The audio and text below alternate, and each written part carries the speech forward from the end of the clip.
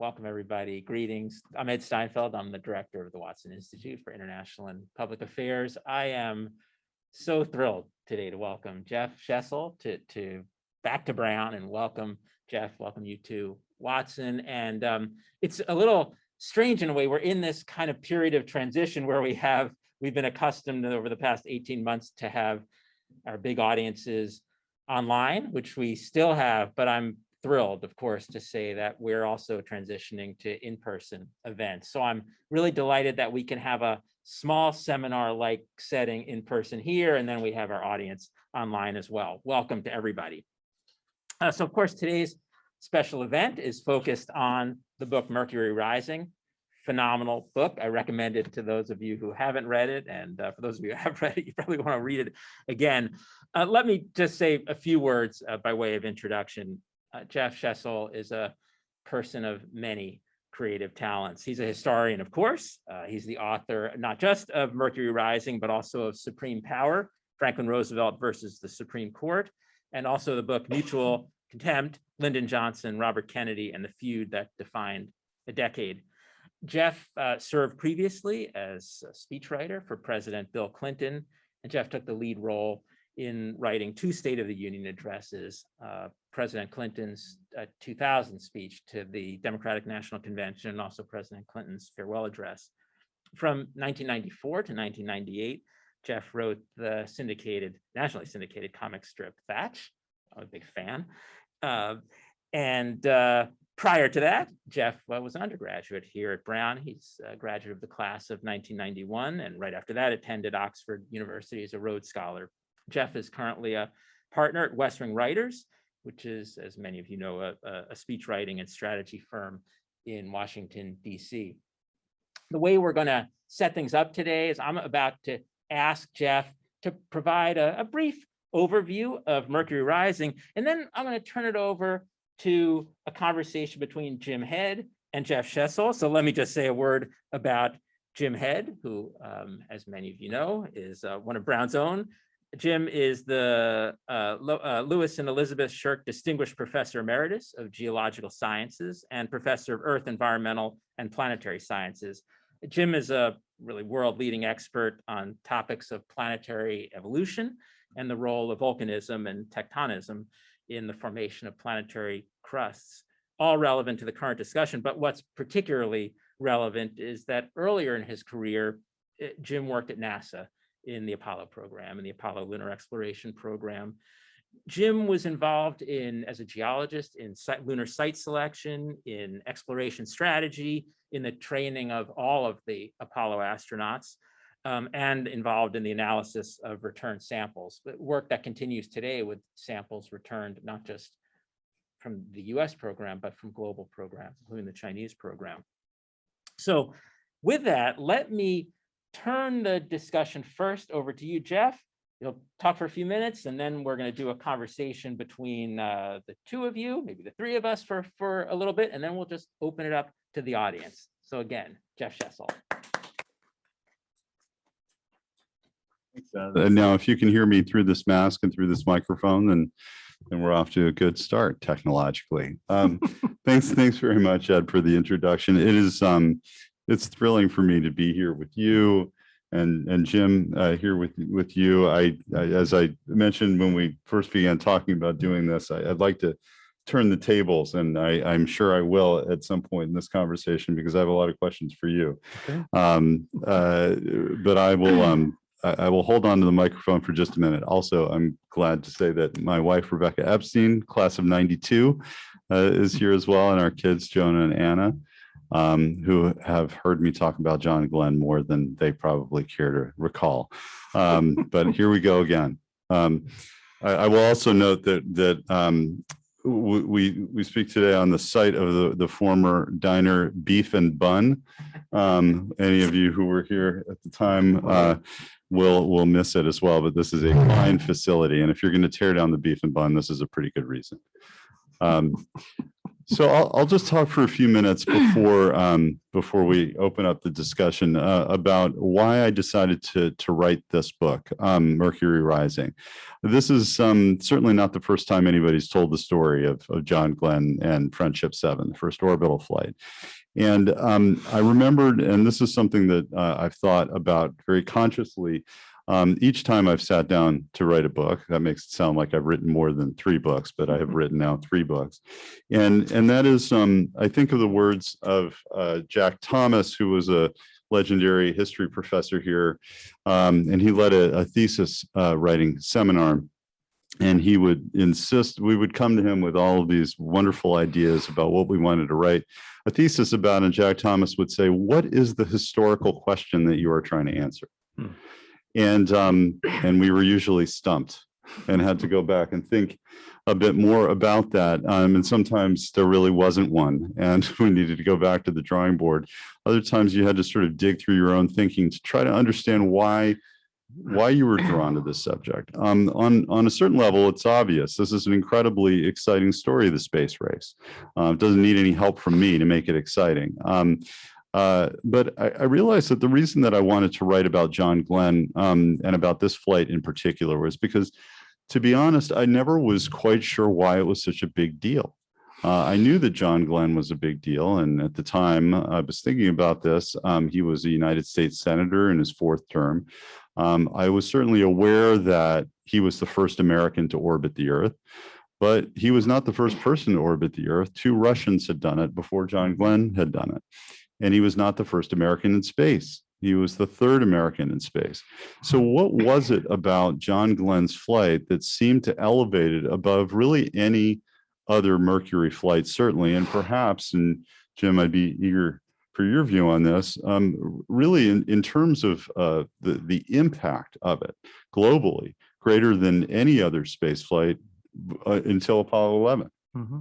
And I wanted to understand why that would possibly be the case. And as I dug into it, and coming at it not as an engineer, but as a political historian, it became clear to me that this really was at its heart a Cold War story.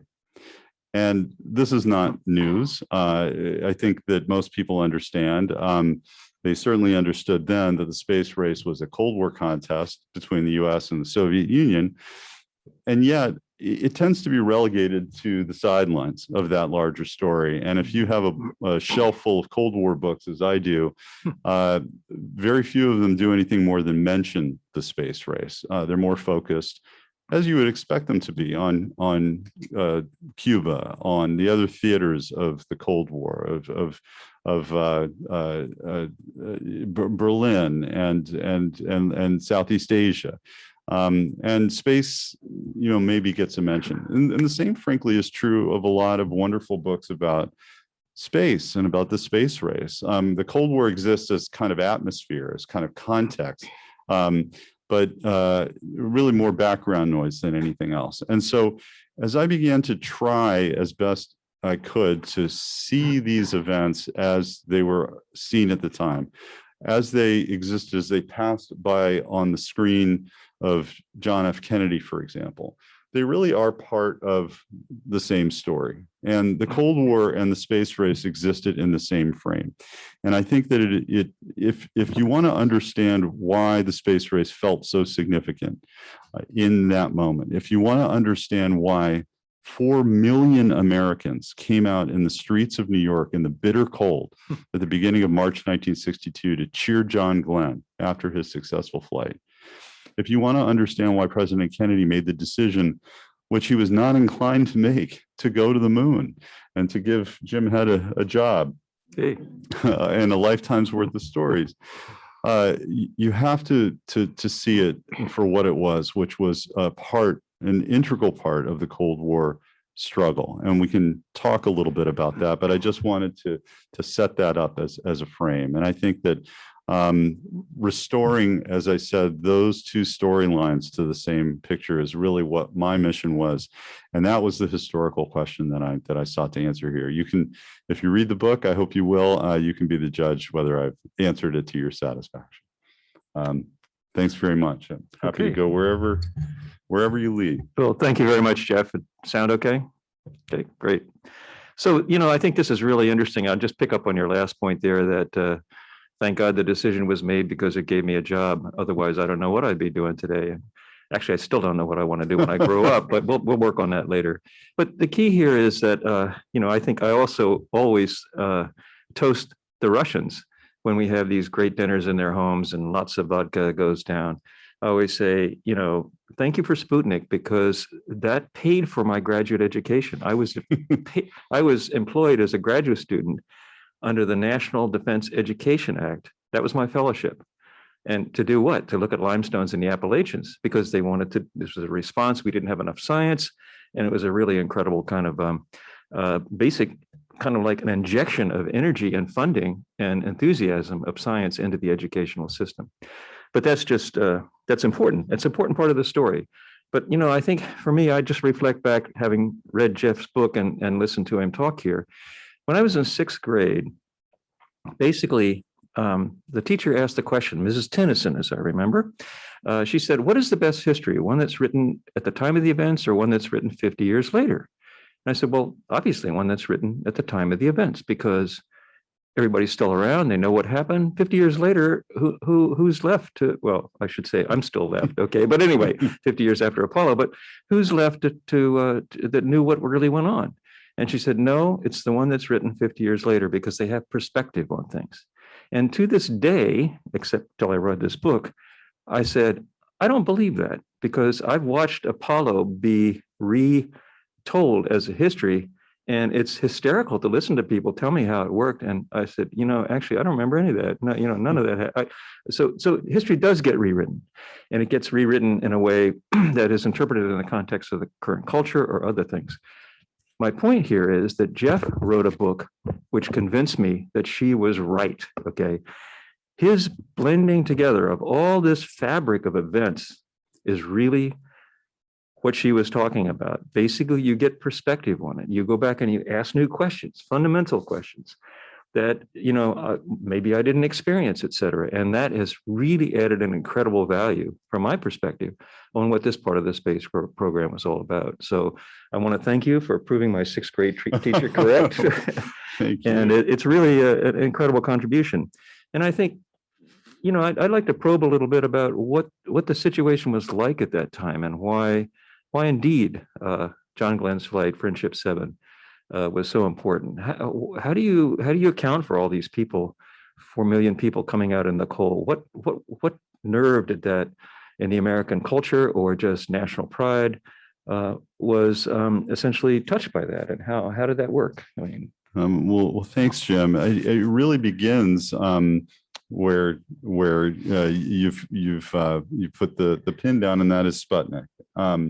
That Sputnik touched off a kind of rolling panic on the part of the American public and American policymakers. Not just that we had to match this accomplishment, but that it seemed to reveal the weaknesses of American society in the post-war period.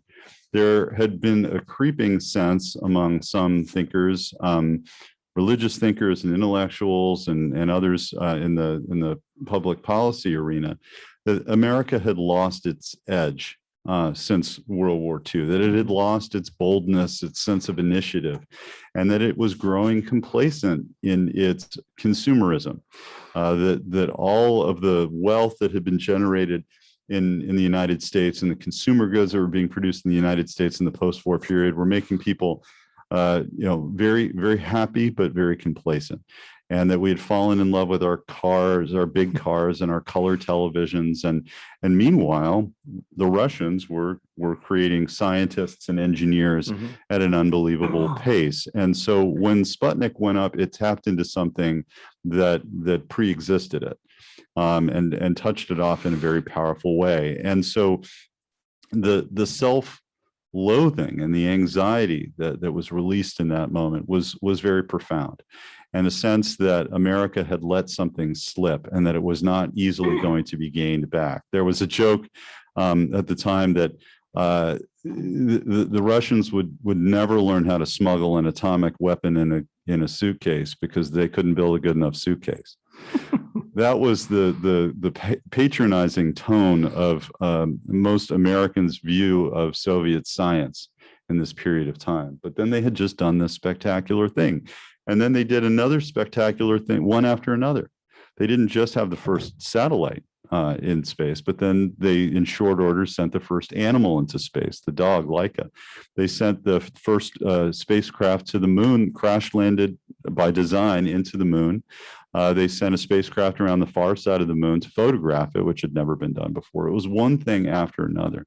And the self-flagellation, as I said, was intense here in the United States. And we had a president at the time, Dwight D. Eisenhower, who did not seem to match the mood or the mission of the moment and tended to regard space as somewhat silly. He was interested in reconnaissance satellites because those might guard against a surprise nuclear attack by the Soviet Union, but he was not interested in space exploration, and he made this very plain. He called it kid stuff. He said, we don't have any enemies on the moon. So as far as he was concerned, there was not really any reason to go there. And so the United States was behind, and we did not at that time have a president who was determined to catch up or was all that convinced that there was any reason to bother.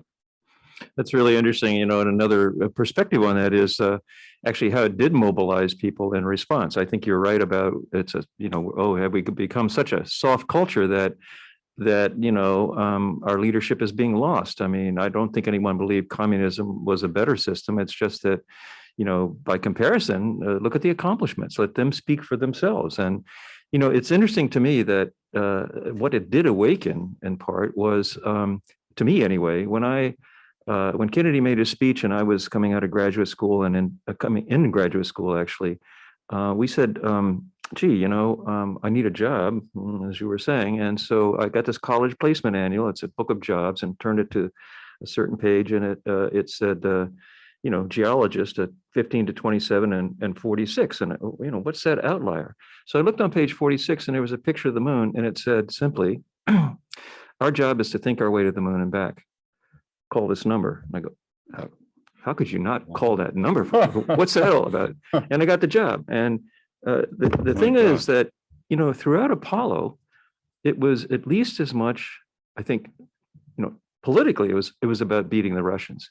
But for us who were involved, it was about, can we meet that challenge? And I think this is a key part. It also described in your book, I think, well, the perspective of pride and prestige, where pride is how we view ourselves, okay, and prestige is how others view us. For us in the Apollo program, it was much more about, you know, essentially our you know, how we view ourselves. And I don't mean pride as arrogance. I just mean it as, you know, are we the fat TV loving, you know, large winged car driving people or what? And I think throughout the Apollo program, that was incredible. And I think that's, you know, by gosh, we did it. And that was a great boost, not only for our pride, but for prestige. That was a highlight of US, I think, you know, reputation in the world, basically.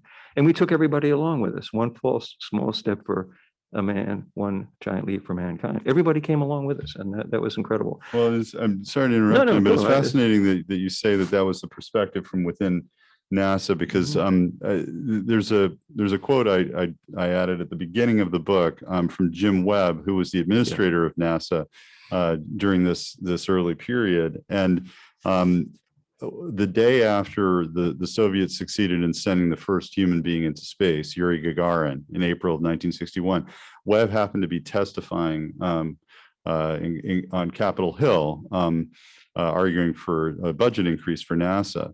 And something he said really jumped out at me in exactly the same light, Jim, that you've just described. And that is, he said, what we are doing here in the United States is having a good hard look at how a great nation faces a great problem. Mm-hmm. And the question of whether the nation had the capability to do something as significant as get to the moon was something that said a lot to Americans about their own capabilities, but also said a lot to those around the world who were looking at the United States, looking at that other system to see which indeed was the wave of the future. Yeah, and I think that's the same thing we actually face with China right this very minute. Okay, so that's another perspective, maybe another book. Okay. You know, but I think one of the interesting things about, and I appreciate your perspective on this for sure, is that Sergei Khrushchev, who was the son of Nikita Khrushchev and a fellow here at the Watson Institute, told me one time that when Kennedy proposed this speech to land a human on the moon and return him safely by the end of the decade, there were actually negotiations to ask the Russians to join in, to participate. It's a little known fact, but Sergei, I love his stories. Oh gosh, he said, "Oh, Dad, my father was like, what am I going to do? They'll find out we don't have anything. I can't accept that, blah, blah, blah." It was really hysterical to listen to the bemoaning about what to do, how to respond to the Americans. And eventually, of course, they said no. And they weren't successful because they had a very complex rocket and a lot of other things that we could go into at another time. But how did that play out in the rest of the arena when you see how the early U.S. failures, like rockets blowing up and beautiful balls of fire on the launch pad, et cetera, how did that recovery play out in the politics and the Eisenhower / Kennedy transition? Did that start to really turn the stage? I mean, Well, it was one of the elements that did. And I mean, first, before turning to domestic politics, just looking at geopolitics for a second in terms of how it was perceived around the world, the U.S. failures were, again, not simply seen as a failure of a rocket that blew up on the launch pad or the failure of a space program that was not apparently the equal of the Soviet Union, but again, the failure of this larger system and its ability to meet the tests of the 20th century. There was a very real question, not just in the United States, but across the free world, whether democracy was really built to meet the tests of the atomic age, or whether there were simply strengths to a totalitarian system and its ability to marshal all of its resources toward a great goal that would indeed allow the Soviet Union to surpass the United States, not just in space, but on the Earth. There was a poll taken in late 1960 of America's allies in Western Europe. So Britain, France, and West Germany primarily. And the people of those countries were asked, which of the two superpowers will be ahead militarily in 10 years' time? And by a margin of 2-1, our own allies said the Soviet Union would be ahead militarily. And the reason for that was the Soviet lead in space, because it was seen to be the same technology. It wasn't, in fact, the same technology. I mean, as far as most of the public was concerned, a rocket is a rocket, a missile is a missile. It wasn't as simple as that. But there was something incredibly powerful about what the Soviets were doing in space. And so Kennedy, when he began to talk about the challenge, made clear to the public that this wasn't just about going to the moon because it was there. That this was a test of the system with the eyes of the world upon us, with profound implications for our national security. And that was how he saw it. And that was indeed how people already saw it across the free world. But you asked about domestic politics. And Kennedy saw a real opportunity on this issue in 1960. He said that if the Soviets control space, they will control life here on Earth, and that we will be seen not only as second in space, but second in science and technology broadly, second in military power, second in this larger struggle, and that it would be dangerous to allow this to continue to happen. To him, it was a perfect opportunity to paint not only Eisenhower, but his vice president, Nixon, who was running for president against Kennedy, as, again, essentially falling asleep at the switch while the Soviets were posing this profound challenge. The problem was that Kennedy then entered office without a plan to make America first in space, and without a feeling really yet that it was one of the main things that he had to do when he was facing challenges in Berlin, when he was facing challenges in Southeast Asia and in the other parts of the world that we discussed, as well as problems here at home. So Kennedy temporized on the issue until the Soviets forced his hand by sending Gagarin into space. It's really interesting. And, again, I just, it's deja vu all over again, as Yogi Berra would say, in the sense that the Chinese space program is now, starting to absolutely produce a similar kind of thing. It's not, people say, is there a Chinese-US space race? Well, I think you got to take a broader view than that. And when we think about this, and basically the question is the economic system that the Chinese are engaged in, better than ours. And what does that produce in a culture? What does that produce in benefit? So I think we'll all see in the near future here the same sort of thing playing out. Okay, as we lurch into the next decade. So I think what I'd really like to hear about is John Glenn, the person. I think many of us have dreamed about going into space.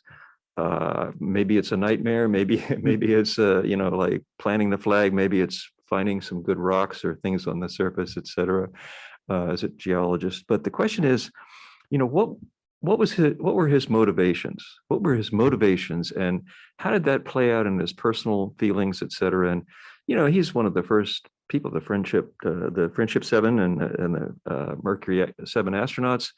How does that balance out with personality as well as ambition? And you write very well about those elements. And could you summarize for us how that kind of played out? And fear is part of that, I think, a human being, okay? Just a few. Well, I think that one of the reasons that Glenn is an interesting figure, and particularly interesting in the context of the other Mercury 7 astronauts, is that he really did see the whole picture. There was a context that was clear to John Glenn that wasn't quite as clear to the other astronauts, or they weren't able to articulate it as well as Glenn, or they weren't as conscious of it as Glenn. And by the whole picture, what I mean is that Glenn certainly understood this as a national security challenge. And he was a Marine pilot. I mean, he had spent most of his life in the military, and then he had been a military test pilot. And so this was part of the Cold War contest. He saw that. That was very clear to him. He also was, and this is more on the personal level, he was an extraordinarily competitive individual. Of course, they all were. But Glenn was someone who wore it very lightly, so it's easy to miss. If you are old enough to remember him as a senator, which a couple of us, Mark, a couple of us are, or if you have at least seen the films about the era, whether documentary films or the fictional treatments of it. Glenn is sort of an aw shucks homespun guy from an extremely small town in southeastern Ohio, New Concord. And this was his authentic personality. And yet at the same time, and this is why I find him such an interesting person, at the same time, he was intensely competitive, absolutely restless on his own behalf in advancing, whether it was through the military to fly the fastest plane. And begins very early for him in World War II, where he was angling to get into combat. They wanted to put him in one of those big multi-engine planes and cargo planes, essentially. And as far as he was concerned, as he put it, this was like driving a bus. He wanted to get in those little combat planes, and he succeeded. He had to go make his case to a number of people, and he succeeded. And this is the pattern for Glenn. And so when he has essentially, in the eyes of many around him, played out his career as a pilot, he's now approaching 40 years old, and he seems to be done. And that is how others are describing him, and they're pushing him towards desk jobs that are said to be promotions, but to him, they're a kind of spiritual death to just sit at a desk when you want to be up there in the sky. He begins to hear about the space program, even before there is a space program. But there's an understanding that there are going to be attempts, whether it's by the Air Force on its own, the Navy on its own, the Army on its own, to send human beings up into space. And this is something that he wants to be part of. At a time when he seems to be sliding into middle age, he wants to make this leap into the future. And he knows, because he has this kind of self-confidence, that he's the person who can do it. So he understands that. But the other thing, and we were talking about this a little bit before we all sat down here, Glenn also really believed deeply in the scientific mission of NASA. Some of the other astronauts, to be honest, I mean, Jim, I'll be eager in your impression of the Apollo astronauts, who were much more science focused than some of the early ones. But they could take it or leave it. They were hotshot pilots, and this was the most challenging thing a pilot could do, would be to go into space. And that was true for Glenn, as I was saying, but he also really was fascinated to think about this as a huge leap in humanity's scientific understanding. I may or may not know this, but I mentioned this in the book, that I was going through Glenn's high school papers. Yes, this is actually something that you do when you write a book like this, particularly if your subject like John Glenn happens to save his high school papers. And he wrote an autobiography of himself at age 18 in that little town that I mentioned. And he's thinking about his life, the life ahead. And he wants to fly planes, but he hasn't quite figured out how that's ever going to happen. So he thinks that maybe what he wants to be is a research chemist. And this is something that's in the back of his mind for a while until the war sort of takes him away and he becomes the pilot that he wanted to be. So Glenn was really interested in what he would see from up there. He actually lobbied, this sounds like nothing to us, but he actually lobbied unsuccessfully for a while and then finally successfully lobbied his superiors at NASA to let him bring a camera with him on the mission. The previous two astronauts had not done that and had not asked to do that. And actually, some of the flight directors and the engineers thought an astronaut was only going to just distract himself by having a camera to operate up there. But Glenn said, this is an important part of the mission. Let's see what I can see with this camera, and let's bring that evidence back to Earth to let others see it so they can understand what knowledge is to be gained from up there. So he was absolutely sold. And other than Scott Carpenter, there really wasn't another Mercury astronaut, in my understanding. But tell me if you feel, I mean, you knew them, so you tell me if you felt different. I totally agree. I remember the first briefing we had for the astronauts, the Apollo astronauts, and we would at Ellington Air Force Base, which is where they flew in and out of. And the question was, well, gee, okay, let's start. We're starting the training. How many people in here have a degree in geology? And no hands went up. How many people have ever had a course in geology? No hands went up. How many people ever collected rocks as a kid? No hands went up. And, okay, push the reset button here. We got work to do. And the competitiveness was a really important part of that. And I think that's, I think John Glenn in Friendship 7, not only recognized what the importance of his flight was, but as you said, hey, there's things to do up here. We're starting a new frontier, whether that is from, ego, like, okay, I'm going to be the first to do this. But my fundamental view is that it was much more that he was an explorer as well as an astronaut, and pushing that, like, that's what explorers do. So taking that camera along, you discussed how a scientist asked them to make astronomical observation. What can you see? You have to remember, nobody had ever orbited the Earth before, orbited the Earth. And that's time to sit there and look out the window, et cetera. So all of these things that he did, and that went on in his career as well, were really important from the science perspective. And the competition was really important too, just from the Apollo standpoint, going from no rocks, no courses, no nothing. They became really interested in it. And the explorers, as opposed to the space cowboys, emerged out of that. And for example, Dave Scott, the commander of the Apollo 15 mission, basically, he viewed this as a scientific expedition driven by national endeavors, national competition or whatever, but policy. He named his spacecraft after Captain Cook's ships.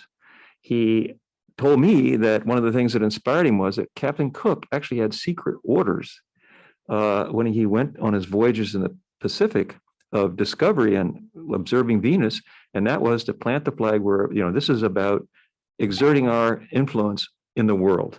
Yet it was a scientific expedition.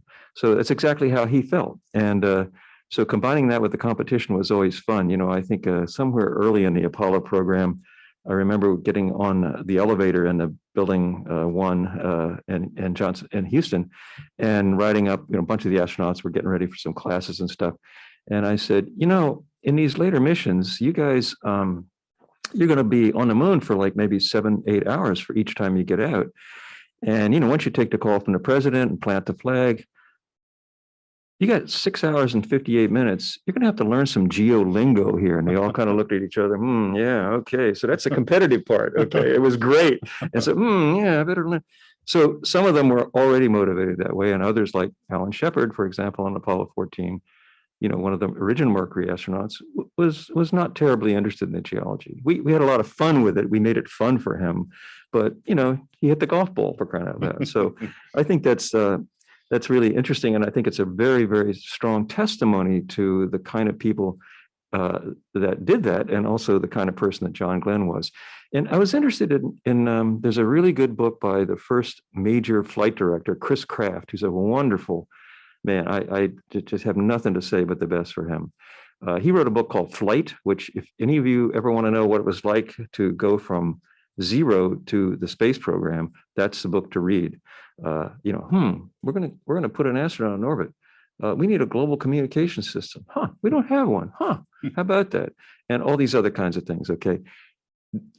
In the book, Chris Kraft is not very complimentary to John Glenn. And, I'm interested in your thoughts about that and where that leads us in terms of John Glenn's personality and why that was the case. I'd love to answer that question. And before I do, I had a thought on this tension between those who were interested in the science and those who were not so interested in the science. And it actually plays out during Glenn's orbits around the Earth. He orbits the Earth 3 times in Friendship 7. And he's completing his first orbit. I believe this is when it happens. And he begins to see these little specks of illuminated something. He doesn't know what they are. He calls them fireflies. And they seem to flow around the capsule as it's speeding at, 17,500 miles an hour, a second. I think that's an hour.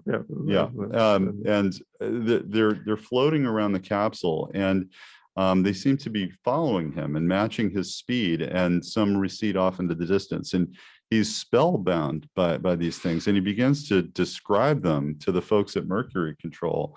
And the reaction generally is sort of, okay. And so what's the level on, they're ready to move on to whatever else he was supposed to check. And Glenn is up there in space witnessing this fantastic thing that he cannot identify. And so he wants to explore it. He wants to discuss it. As he goes around again, they reappear. They go away for a while. They reappear. And he essentially says to Mercury Control, they're back. They're back. And he begins to talk about them again. And again, the reaction is, right. Okay. So anyway, and you can sense the frustration, the mutual frustration. There was also, to your question, Jim, there was mutual frustration between Chris Kraft and John Glenn. And a lot of it had to do with the fundamental conflict in those early years. And I sense, again, you'll correct me if I'm wrong, but I sense that this was less the case later on when the astronauts had more to do and more responsibility. But in those early flights, the astronauts were really not expected to do much of anything other than to report on what they were seeing, either on the control panel or out the window. These capsules were designed to fly on autopilot. And the astronauts, being some of the best test pilots the country had to offer, were not interested in just sitting in a can and looking out the window. They wanted to fly this thing. They knew they had the capability to fly this thing. And yet there was a feeling going back pre-NASA, so to the middle of the 1950s, when this began to be discussed seriously, that the only thing an astronaut could do in a capsule was screw it up. And so if you were going to have to send a human being up there, there was one engineer, prominent engineer, who described the astronauts as problem children. Why were they a problem? Because you had to keep them alive. And that was a hard thing to do. It would have been a lot easier if you didn't have to worry about that. And you were supposed to, at the same time, give them something to do that wasn't going to cause the whole thing to come crashing back to Earth or shoot off into space. So there was actually some discussion in the 1950s that the best way to handle this was to give them a shot full of sedatives before they went up into space. And thus subdued, they were less likely to push the wrong button or freak out or whatever it was they were going to do that was going to ruin the mission. So this goes all the way back. It's embedded in the program.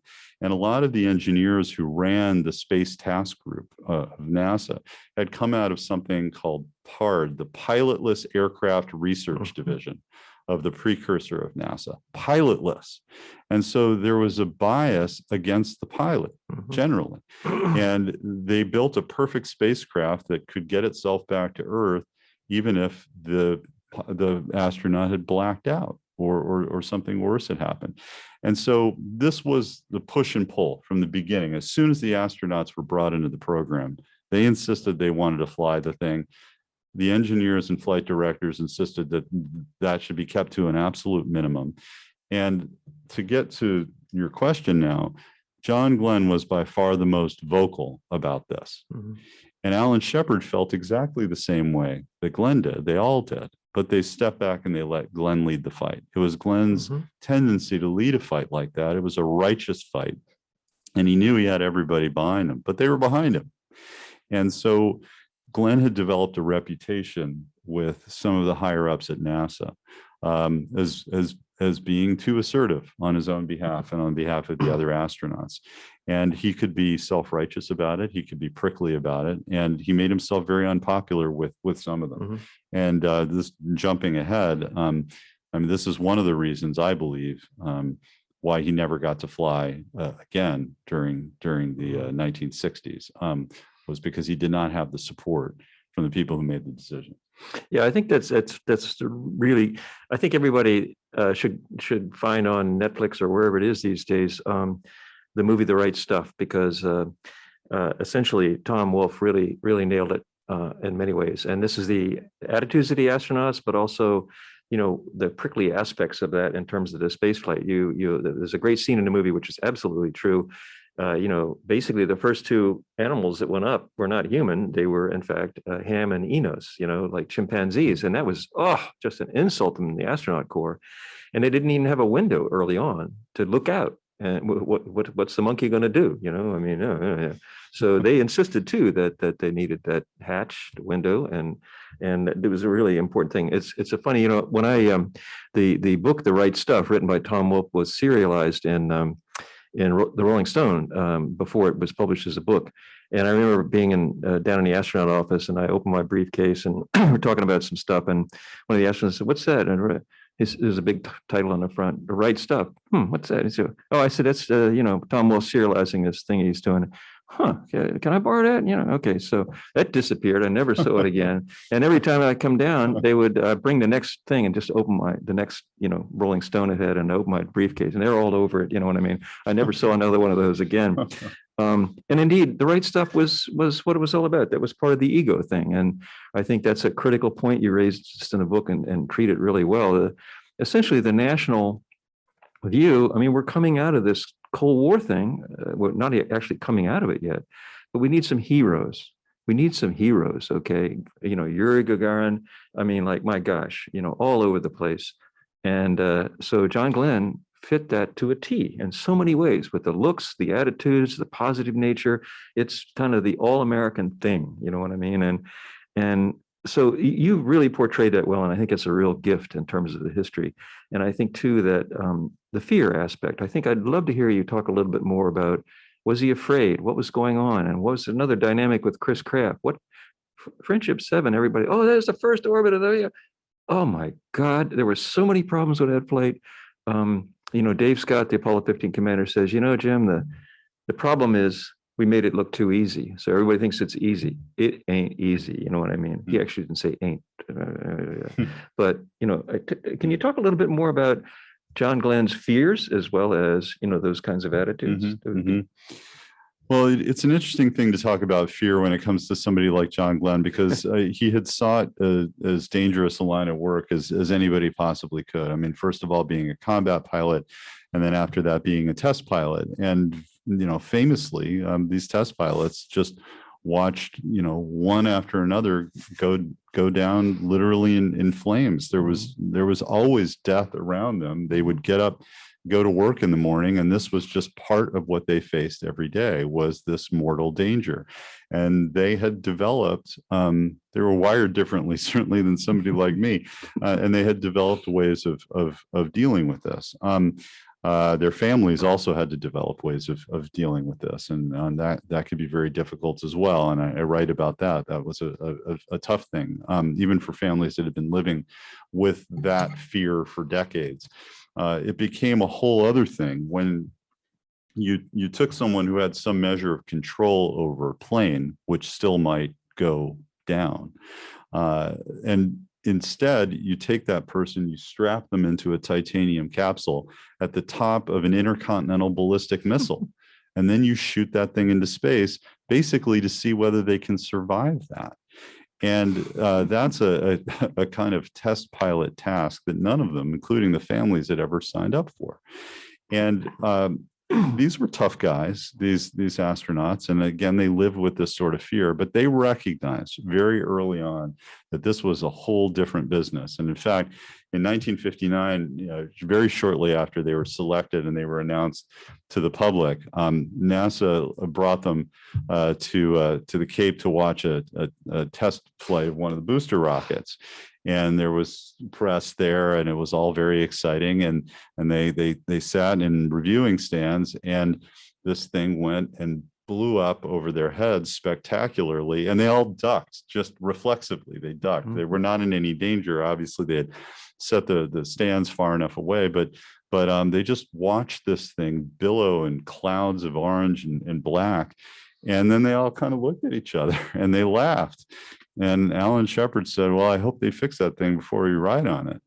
And they all laughed, but privately they got together and they all said they agreed that inevitably one of them was going to die in the course of Project Mercury. And it was really just a question of which one and when. And ironically enough, none of them did die during Project Mercury. One of the Mercury astronauts, Gus Grissom, died in a fire in 1967, the fire of Apollo 1 at a training facility. And but this was something of a higher order of danger, and the lack of control was maybe the scariest thing. And so they were all very calm and they were very confident in public, and even to some extent in private, as they acted with bravado. And Glenn wasn't any different. But Glenn was the first, as we've been discussing, to take an orbital flight. The first two Americans who went into space took suborbital flights, which were just like Jeff Bezos did, back in the summer, up, down, 15 minutes. It never actually achieves orbit. The rocket that the first two Mercury astronauts rode up briefly into space wasn't powerful enough to put them into orbit. That was going to take a more powerful ICBM called the Atlas. And the Atlas had all kinds of problems. The Atlas had so many problems that on the eve of John Glenn's flight, the president of the company that built this rocket had the press into the factory to show off, essentially, about how incredible this rocket was and how safe it was. And so the reporters said, "How safe is it?" And he said, "Well, it's extraordinarily safe. We put it through 400 different tests. How safe is it? What would you rate the reliability?" And they kept pressing. I mean, he finally said 80%. 80%, meaning he was conceding to the press that there was a 1 in 5 chance that this thing was going to blow up horrifically. And so Glenn had to sit with that knowledge, and he had to sit and wait for months, because one problem after another occurred with the booster rocket, with the capsule, with the spacesuit.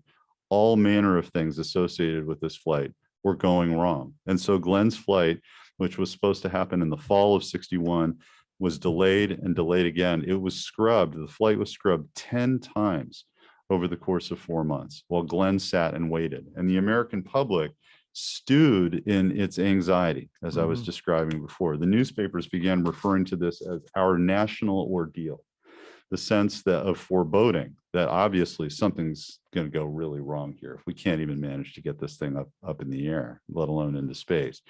And also this sense that the Soviets had already done this twice by this point, and we couldn't seem to manage it once. And so Glenn himself begins to feel some of this anxiety as he sits in isolation in the astronauts' quarters and broods about the fact that he may well become the first man to die in space. Yeah, it's really fascinating in that sense, because those are all very real things. And it wasn't just his life that was at stake, which is plenty, but it was the reputation of the nation. I mean, we're talking about, can we really do it? And boy, there was questions about that. In fact, one of the best comments, I believe it was John Glenn who said this, I'm pretty sure. One of the reporters asked him, do you have any fear? When you're sitting on the launch pad there, what's it like? He said, well, I'm okay with it, but how would you like to be sitting on top of a rocket that's got 50,000 parts all supplied by the lowest bidder? Yeah, okay, let me get my head around it. I don't think so. And yet later on, I remember when Dave Scott got back to the moon, from the moon, a couple of days later, we had a great debriefing over in his swimming pool. And I said, Dave, so that was great observations along the rill there. We were talking geology. And he said, Jim, I had so much fun doing the geology that I didn't even know I had my spacesuit on. And I'm thinking, I'd be looking over my shoulder at that Earth just to make sure it was still there. And so that's a major transition. Dave was like John Glenn in the sense of being interested in the science, and he made it a priority, and he got so into it. I think the biggest compliment I ever had was Dave Scott's wife took me aside one time. She said, Jim, you've spoiled Dave. I had to take a course at night and on geology just so I could talk to him at dinner. But so there was a big transition. I think John Glenn, as beautifully shown in your book, really represented that sort of thing. Living with the danger, and that flight, Friendship 7, go back and research that, read the book. Oh, mon, it was like unbelievable. I mean, there were so many points of danger, and so many unusual things happened. Actually, pretty unusual things. It's the way, yeah. So congratulations on a really great book. And again, thank you for redeeming my sixth grade teacher. I think you really showed that something written 50 years later can absolutely add fundamental information about the situation at the time. Well, thank you, Jim. It means a huge amount coming from you. Thank you. Fantastic. Let's open it up a little bit, see whether anybody has any questions. Thoughts? Especially here with Mark. Yeah. So one of the that is so striking is the degree to which Jeff, you have sort of particular expertise on this. The degree to which. Well, actually, let's Mark, if you don't mind, speak into the microphone because we have an online audience. Yeah, for sure. So, Jeff, having been a presidential speechwriter and understanding how to create sort of a narrative around something, it really is remarkable the degree to which Glenn is sort of. You don't want to use propaganda as a loaded word, but there is sort of a sense that he is a national hero and he's feted, and NASA is famous for having public affairs apparatus that sort of rivaled no other in the federal government, if not in private industry. And so it does seem like there are some lessons today. It's sort of remarkable that we have these series of vaccines. We don't really have a hero. I mean, I think you could argue that it's Fauci, but he's a sort of more controversial figure, and he didn't invent the vaccine. You even look at the 50s. This is happening. Just a few years after the polio vaccine, which is and Salk and Sabin is this right? That's a race, a domestic race. But the sort of those personalities still stand out to us today. It's sort of remarkable that we haven't learned that lesson or applied the lessons that you might learn from building a character or persona like Glenn. And so can you give us sort of a better sense of what they did, how they thought about that, and maybe what we're missing today as we sort of, I'm sure, and there may be other scientific endeavors that would be worthy of this sort of public affairs veil. Thanks, Mark. Well, maybe I'll tackle that in two pieces. I mean, one, thinking about how NASA approached the public relations piece of this and how they saw this asset that they had in John Glenn. They certainly were well aware that they had an incredible asset in Glenn and in the astronauts generally. And one of the interesting things that I found is before the names of the astronauts had been released to the public, NASA announced that it had picked 7 guys who were all in their 30s, and they were all married, and they were all family men. And that was the first thing that NASA wanted the nation and the world to know about these astronauts. Why is that? Well, you could probably write a senior thesis on that question, but I'll give you my take on it. Again, just sort of reading the articles in the period. It was very important for Americans to feel that these weren't supermen. They were, but they were everyman supermen. There was endless commentary in the first few weeks about the fact that we know these guys. I mean, assuming that you are a white middle American, which is generally the assumption that newspapers in those days were making about their readers. These were characters that you knew. They were guys you went to high school with. They were people that you went to church with, and so on and so forth. And so the answer to America's ills and its failures in the face of the Soviet challenge were going to be solved by a very familiar American type. And we were going to draw deep on what made us most proud of ourselves, not only our manifestations of strength, but kind of deep moral character as middle-class middle Americans understood it. And so Glenn was the most obvious manifestation of this, again, because he could speak to it. Some of the astronauts had marital problems that were sort of papered over. Other astronauts just had absolutely no interest in talking about any of this. But if you watch the very first press conference where the astronauts are introduced to the world at April 1959, they bring them out onto the stage at NASA headquarters. And they all sort of take a bow and they sit down, and they have microphones like this in front of them and ashtrays, which we don't have today. And they're asked questions about their personal lives. And Glenn leans forward, literally, and he talks about his wife, and he talks about his family, and he talks about his faith, and he sort of sings a patriotic song. And it's perfectly authentic, and people can tell that it is. And the others are sort of leaning to the side, kind of whispering to each other, and they're not capable of or interested in playing that game. And so Glenn becomes the one to sort of represent what it is that people want to see in the astronauts and what NASA hopes the public will see in its astronauts. Jumping ahead to, well, why we can't manage that today. I don't think we have any shortage of actual heroes, whether it's Fauci or some of the scientists who developed the vaccines or done anything else that we probably are taking for granted. I think that the problem is that I think we're not capable of unifying around anyone in this moment.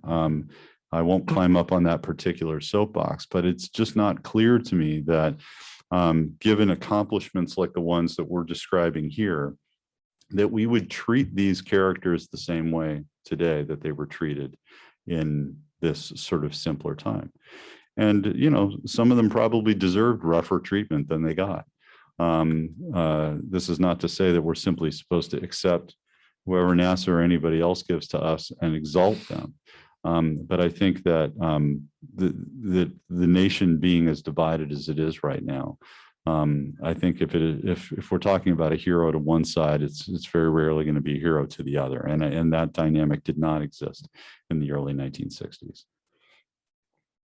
Other questions? Yes. Thank you. Awesome talk. I appreciate it. I was wondering if you could tell us a little bit about why John Glenn liked a Prinz instead of a Corvette, like everybody else did. Well, you read very closely, or you knew this already. Well, I'll give a little bit of context. The astronauts, as described, these were test pilots. They like to go very fast, and John Glenn was no different than the rest of them. But the others like to go fast on the ground too. And when they became astronauts, a local Chevrolet dealer let them all lease Corvettes for $1 a year. And so they all hopped into these brand new Corvettes for nothing. It was great publicity for Chevrolet. And they would drag race around the Cape. And Glenn just thought it was all really, really silly. And he didn't really want any part of that. So he bought himself a Prinz, which I had to look up. Maybe you knew what it was, but I didn't. It was a West German micro car. That was how it was described. It got great mileage, which is not something that Alan Shepard thought too much about in his Corvette, was what kind of gas mileage it got. But the Prinz got great mileage, and they made, and by the way, it was mustard yellow. So it was as unsexy a car as anybody could possibly ever put themselves behind the wheel of. And the other astronauts would make a ton of fun of him about it. And so I described this in the book, but they showed up one day for a briefing, and somebody had written on the chalkboard, definition of a sports car, a sign of the male menopause. That was Glenn's retort to these guys who were approaching middle age and just wanted to show off in their sports cars. Great. Any questions? Yeah.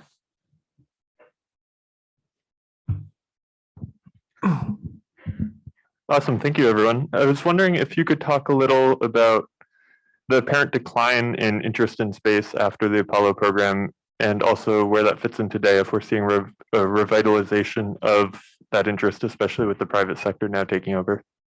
Great. Well, I'm happy to take a shot at this, but I really, Jim, want to hear your take on this. I think that there were probably a number of reasons for it. Nixon was not as enthusiastic about the space program as Johnson had been or Kennedy had become. That was certainly the case. But it was also, as I understand it, it was the public having seen a series of successful lunar landings. No longer found them that interesting, or no longer found them that compelling or important relative to things that were either happening or needed to happen here on Earth and here in the United States. And I think that, I mean, for me, and then I will hit pause here because, Jim, I want to get your reaction to this. But I think that part of the problem goes back to a much earlier period in the space program, which is that man in space, as it was inevitably called at the time, was an idea that was often in search of a rationale. In the 1950s, there was a lot of talk about sending men into space, but it was really unclear why that needed to happen at all. And if you ask the military branches, who, as I said before, were each kind of running their own space program, well, the Air Force had this notion that they would have, I don't know, dogfights in space. They had this notion that if, well, we're going to have high-speed combat up there, then we'll do the same thing just up there. And the rationale wasn't, and if the Soviets were going to do it, then we had to do it. So that was part of the rationale. Others were coming up with all sorts of, the Army actually at one point talked about sending convoys of troops via space to the other side of the world, that they would sort of shoot them up in a carrier at the top of, I guess, an ICBM, and they would come down on the other side of the world where they needed to fight quickly. That didn't go very far, that plan. But what's interesting too is that if you shift to the scientific community, there was not actually an enormous amount of support for the idea of sending human beings into space. It was not clear to many scientists that there was anything that a human being could observe in space that some sort of instrument couldn't observe more accurately. If you want to learn about the magnetic fields around the Earth, well, you send a magnetometer up or something. You tell me if I got that one right. You got it. You don't need to send somebody in a, essentially a diving bell to look out the window and try to observe something that he can't see with his own eyes. And there was also a concern on the part of the scientific community, and this lasted certainly into Mercury, and maybe Jim, you'll tell us much later than that so much money and energy and expertise was going to be absorbed by the effort to send people up and bring them back not dead, that it was going to be drained from other more important scientific activity and exploration here on Earth. Yeah, I think that's absolutely true. I mean, I think one of the problems was that basically we began to do science on the moon too. And, that's kind of like, whoa, yawn, what's that all about? And so we thought it was exciting, and indeed it was. But I think the public lost interest from that point of view. And indeed, we could never, ever have justified the Apollo lunar exploration program on the basis of science alone. We never would have done that. And that's part of the budget issue back and forth. It was actually draining money from science, many people believed. We looked upon it as actually a lead forward, okay, to accomplish more science, et cetera. So I think that was a really important dynamic. For me personally, the end of the Apollo program was much more about national priorities and what was going on at the time. So while I was working on getting humans to the moon, all my career working at NASA headquarters in Washington, D.C., every weekend I would be down protesting the Vietnam War with 100,000 of my closest friends. And it was an incredibly contentious time, okay? And not only that, the cities were burning. There were race riots and things like this. And so, the huge amount of money that was going into Vietnam was sucking up the national budget and the priorities, et cetera. And so, attention just drifted away from the space program for, I think, a variety of reasons. Probably the most important were Vietnam and the race riots and which sadly have not gone away. This inattention to those problems. So I think these kinds of endeavors have really paid off. What the astronauts did, these scientific expeditions to the moon, I think have, while we couldn't have justified them initially, have really propelled us on, so that we are going to send humans back. They can accomplish really important things. And I would say the one rationale, Apollo 16 Commander John Young, who is just an amazing, he's an incredible guy, a Georgia guy, the most understated, but the smartest astronaut I think I've ever encountered. Somebody asked him, so why are we doing all this? Why are we going to the moon? He said, well, single planet species don't survive. Think about that, okay? And the guy, and so that's another logic and rationale, but that's totally lost on everybody. So I think those were the major factors, and you nailed them down for sure. I'd just like to tell a brief. John Glenn came back to Brown, as I mentioned, to accept an honorary degree after his space flight. At age 77. The oldest human to orbit the Earth, and the first American to orbit the Earth.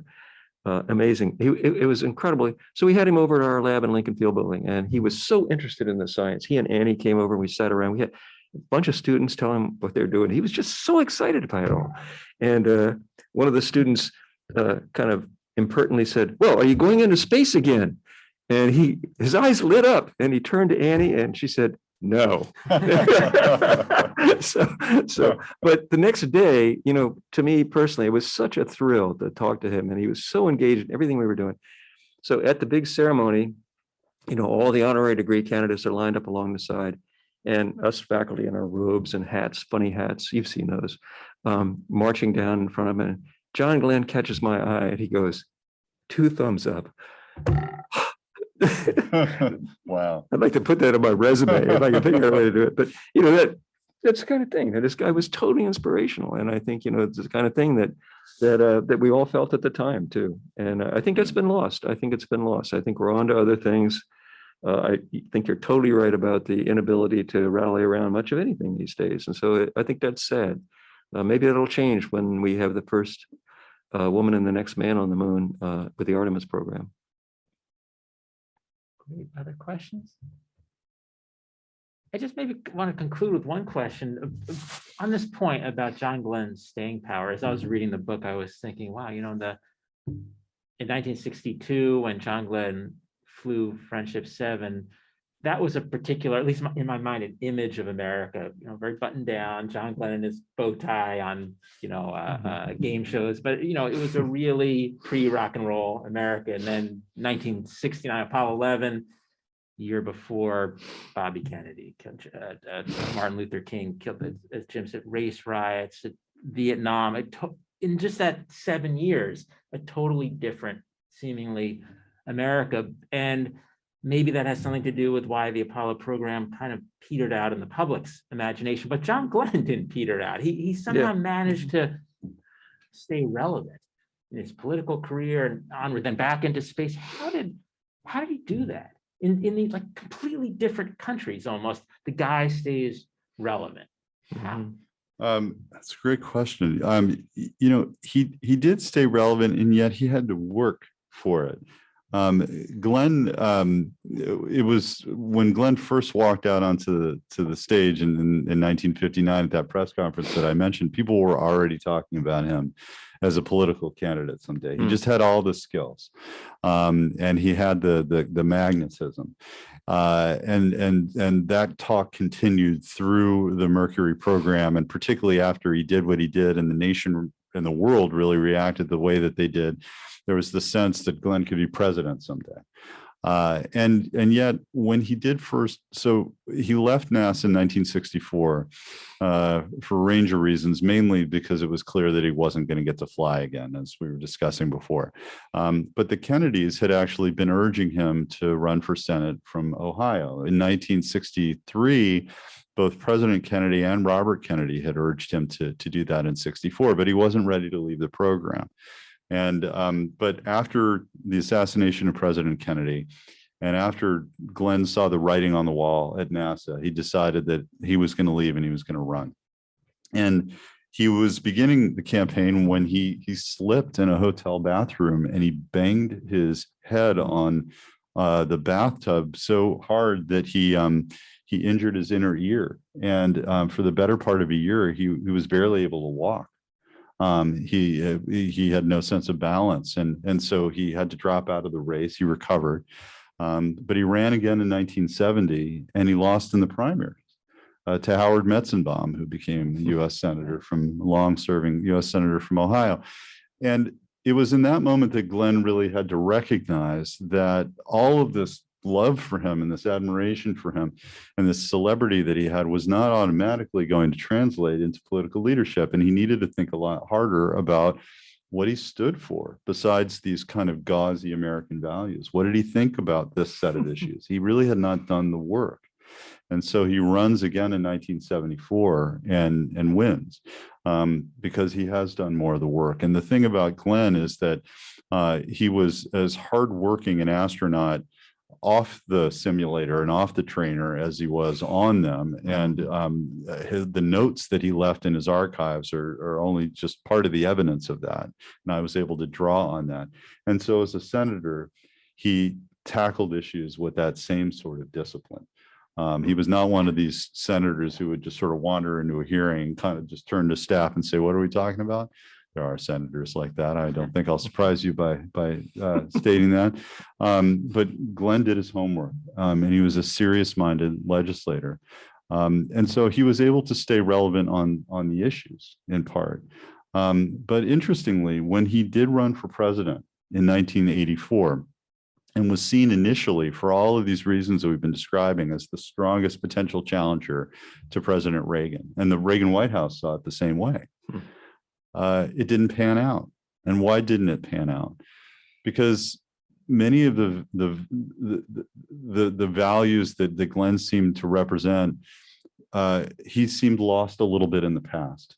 And the argument, the real argument that was happening in that primary sort of happened around him between Gary Hart, who was much younger and representing a different generation of Democrats, and Walter Mondale, who was closer to being a contemporary. He was not quite a contemporary of Glenn's, but also had sort of different strengths. And so Glenn did not seem so relevant in that race, and having lost early on, retreated to the Senate to again reestablish his relevance as a legislator in the way that we're talking about.